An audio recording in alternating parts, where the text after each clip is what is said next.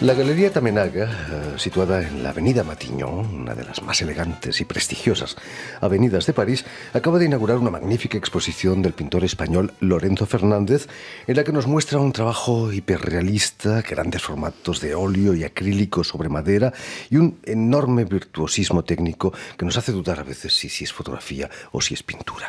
Y precisamente para hablarnos de su trabajo y de esta exposición, Lorenzo Fernández ha sido tan amable de venir a nuestros estudios. Buenas tardes, Lorenzo. Buenas tardes, muchas gracias por recibirme. No, es un placer tenerte aquí de nuevo con nosotros después de unos años, ¿no? Sí, llevamos hace varios años que no nos vemos, sí. Es un placer que estés aquí Gracias. con nosotros. Permíteme, Lorenzo, que explique antes que nada que has nacido en Madrid en 1970 y me contabas que con solo 4 años ya te recuerdas dibujando. ¿Es cierto eso? Sí, es cierto. Además, en casa era muy normal el trabajo con las manos. Mi hermano siempre dibujó, mi hermano era mayor que yo, y para mí era una referencia.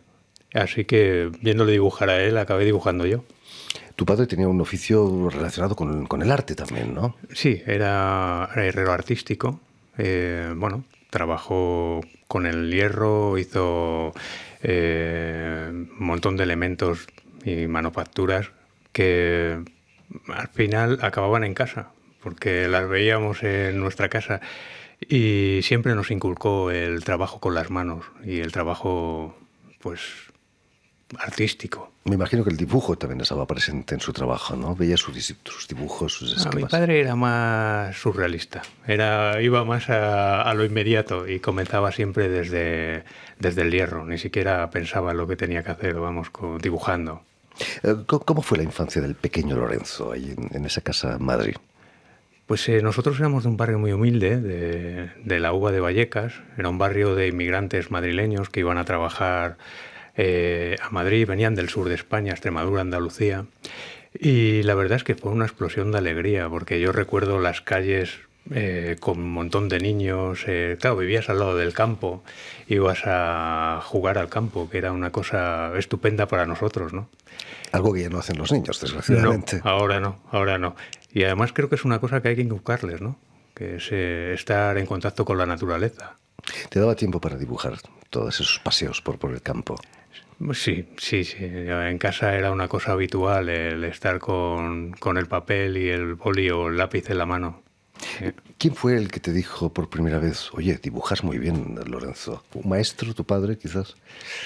Quizá mi familia al completo, ¿no? Pero luego sí se fue reiterando con los años los profesores que tenía en EGB, los profesores que tuve en formación profesional, toda esta gente ya me iba diciendo, oye, tú tienes que hacer bellas artes, cosa que nunca hice. Precisamente estudias pintura decorativa en un instituto politécnico allí en Madrid. Imagino que también buscabas aprender un oficio, ¿no? Sí, era muy importante, sobre todo porque mi padre entendió que tenía que ganarme la vida y en casa el pintar artístico era una cosa ilusoria, decir, bueno, pues este chico se va a ganar la vida con esto. No entraba en su cabeza. Entonces, ¿qué hicieron? Llevarme a un instituto de formación profesional. ¿Qué aprendí? Pintura decorativa, que era lo más inmediato y lo más práctico para poder ganarte la vida. Pero me contabas que en ese instituto te encuentras con Ángel Pozo, un pintor bastante conocido entonces, y entras en su taller. ¿Qué significó para ti eso? Fue un cambio porque ahí empecé a trabajar con el dibujo, ¿no? Más formalmente, porque era un pintor bastante clásico, él hacía bodegones y bueno, en verdad tenía muchos oficios, él era veterinario, era profesor de matemáticas, era un compendio y era una persona que de alguna manera ya me empezó a valorar en el trabajo, ¿no? Y para mí fue muy importante ese paso. Ahí también vas a frecuentar los cursos de construcción y ambientación de decorados de Televisión Española. Me imagino que para un niño o un adolescente como eras era un sueño eso de ver qué pasa detrás de la televisión, ¿no? Sí, era muy interesante, porque además tenías contacto con la gente que había estado en el cine haciendo películas como Doctor Zivago, El Cid, gente que estaba muy curtida en eso, ¿no? Que era Raúl Alonso y Manolo Guardia. Y estos impartían sus clases en este instituto, en La Paloma. Y ahí aprendí el trabajo a lo grande, en los decorados, con las imitaciones a madera, la construcción de las imitaciones a mármol, granito, en la construcción de decorados, ¿no? Esa fantasía que es una ilusión al final de cuentas, ¿no? Eran los años del spaghetti western, ¿no? Sí, como quizá a mí me pilló un pelín más tarde, el Spaghetti Western fue un poquito antes, pero ellos sí venían del Spaghetti Western, los profesores. Con ese oficio vas a trabajar en el diseño de los decorados de la Expo de Sevilla. En el 92 fue el año donde España, la España democrática, se hizo mayor.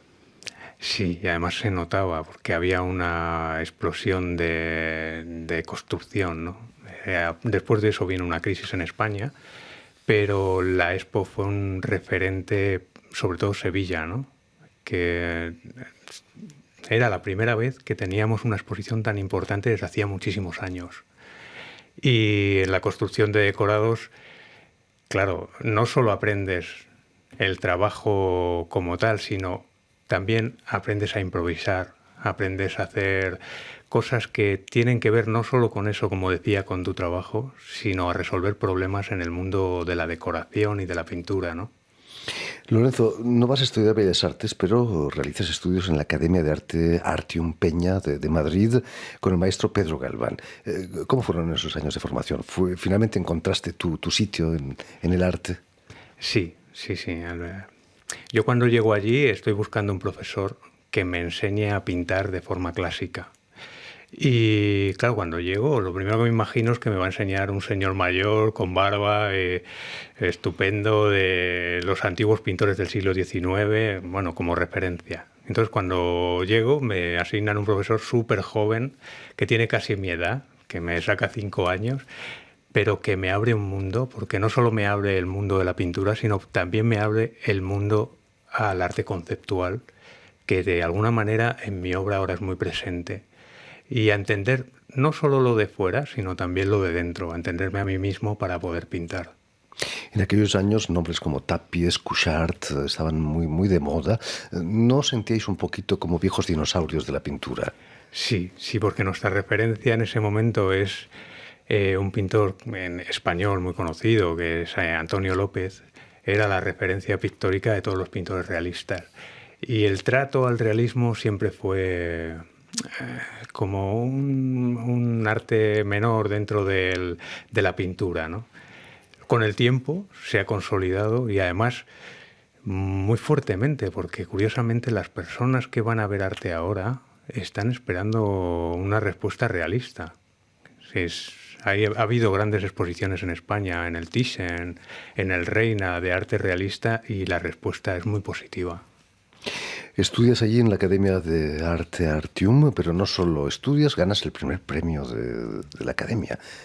Sí, bueno, fue continuo. La verdad es que cada año becaban, me presentaba a todos a todos los concursos que se hacían anualmente y por suerte, por desgracia, pues los iba ganando. Pero bueno, es una cosa que los votos que había en la academia era de los alumnos y la verdad es que los alumnos les gustaba mi trabajo y lo apoyaban, claro. Eso hizo que pudieses pensar ya en una carrera como profesional. Sí, sí. No, la verdad es que nunca lo pensé que iba a ser profesional de la pintura hasta que un día apareció un pintor en mi estudio y dijo, oye, mira, yo creo que voy a llamar a un galerista porque me parece muy interesante tu trabajo. Y llamó a un galerista de referencia en la época de los realistas madrileños y vino a mi estudio. Y este hombre, la verdad es que no le gustó nada mi obra. Pero me dijo, oye, mira, creo que tienes cualidades muy buenas, hazme este tipo de obra. Me dijo, hazme unos desnudos para mi galería, porque una galería que tenía una referencia de desnudos. Hice unos desnudos, le encantaron y a partir de ahí comencé a trabajar con esta galería, la Galería Heller de Madrid, que era referencia de los realistas madrileños de los años 80 a 90. ¿Es difícil para ti pasar de ser un aficionado a la pintura a realmente producir muchos cuadros para una exposición? Además, sabiendo que tus cuadros requieren mucho trabajo, mucho tiempo, me imagino, ¿no? Sí, sí. Lo que pasa que quizá el trabajo que he tenido ha sido tan continuo y he empezado de la pintura tan grande a la pequeña que ya la facilidad técnica que coges con el tiempo de trabajo te ayuda muchísimo a resolver problemas pictóricos, ¿no? Al final es más el concepto pictórico, o sea, el concepto, la idea, lo que vas a transmitir, a veces es más complejo que el mero trámite técnico, ¿no? Es el oficio, El finalmente, ¿no? oficio, Por el supuesto. oficio. ¿Cómo fue el encuentro con la Galería Tamenaga? Pues es muy curioso porque dejé un cuadro en una casa de un marchante. Era un marchante de pintores realistas españoles y el señor Tamenaga pasó por allí y curiosamente le llamó la atención una pieza y me llamaron, me dijeron, oye, nos interesa. Y después de un año de espera, al final me llamaron para una exposición de realistas españoles en París con otros realistas que venían de una galería, de la Galería en Sorena. Yo era el único que venía de fuera.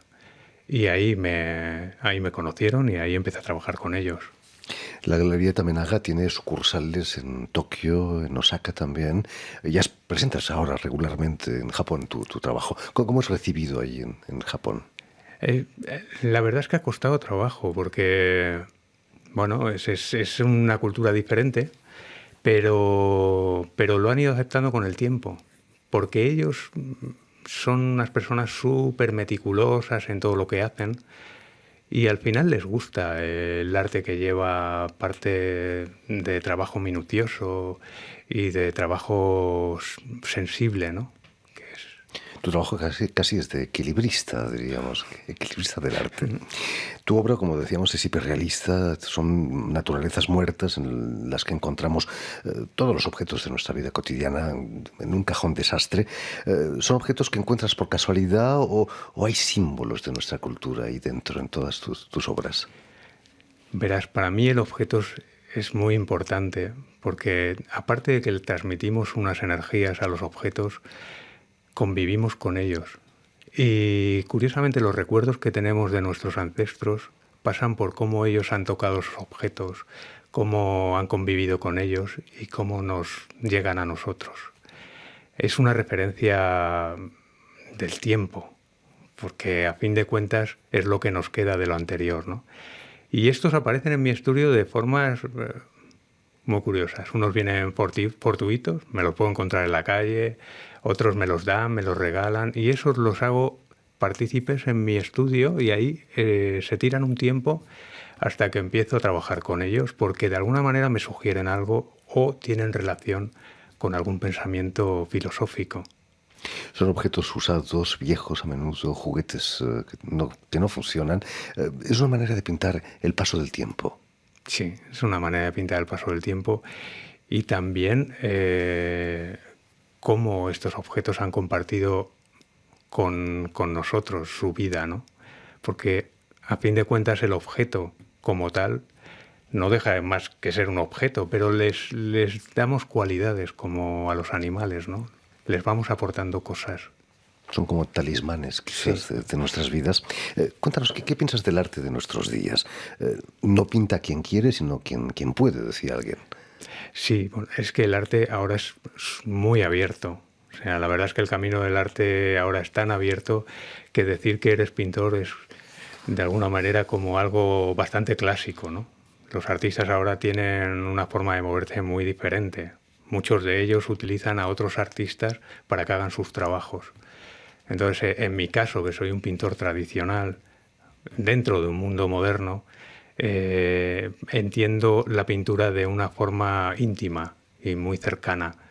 Ahora el arte es un mundo muchísimo más abierto. En tus cuadros a veces introduces la figura de Velázquez, que por cierto tenía un taller en Sevilla. Tú trabajas solo, completamente. Sí, trabajo solo y además estar en el estudio solo es una parte importante de mi trabajo porque es donde me centro y no necesito nada más. Nada más que el caballete, el cuadro y la pintura. Vas a menudo a Japón, imagino, para las exposiciones con Tamenaga. ¿Cómo viviste el terremoto de 2011, hace unos años, con el tsunami terrible que causó tantos Fue muertos? una desgracia. No, es una desgracia porque además es un país que sus recursos naturales son mínimos, pero al final se sabe defender muy bien. Y sobre todo porque culturalmente es un país muy formado, muy espiritual y se defienden ante las cosas de otra forma diferente a los latinos.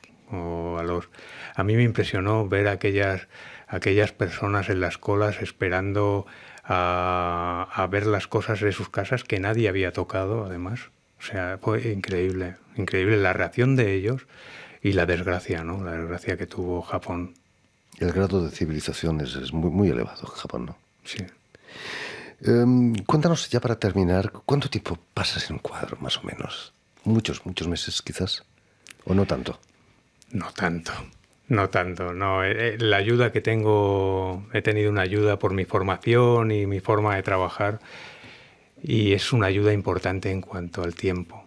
Para mí el espacio-tiempo en un cuadro es mucho menos de lo que verdaderamente debe ser. Por supuesto.